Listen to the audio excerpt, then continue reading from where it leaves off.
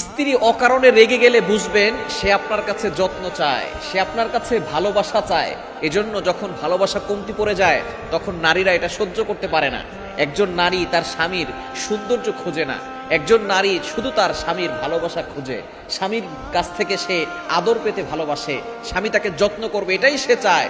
সুতরাং প্রতিটি স্বামীর উচিত তার স্ত্রীকে মহব্বত করবে, স্ত্রীকে ভালোবাসবে। কেননা নবীজি সাল্লাল্লাহু আলাইহি ওয়াসাল্লাম নিজে জানিয়ে দিয়েছেন, লাম তারালিল মুতাহাব্বিনা মিসলান নিকাহ, বিবাহের পরে যে নতুন দম্পতির যে একটা সুখময় সময় আসে, এই ভালোবাসা নবীজি সাল্লাল্লাহু আলাইহি ওয়াসাল্লাম বলছেন আমি অন্য কোথাও এরকম ভালোবাসা দেখি নাই।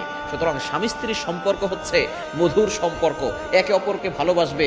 একে অপর যদি রাগান্বিত হয়ে যায়, একজন রেগে গেলে আর একজন চুপ থাকবে, তাহলেই সংসারে সুখ আসবে, শান্তি আসবে। সুতরাং স্ত্রী যদি অকারণে বারবার রেগে যায়, আপনি তাকে বেশি ভালোবাসবেন, বেশি মহব্বত করবেন, বেশি কেয়ার করবেন, দেখবেন সংসারের সুখ বেড়েই যাবে।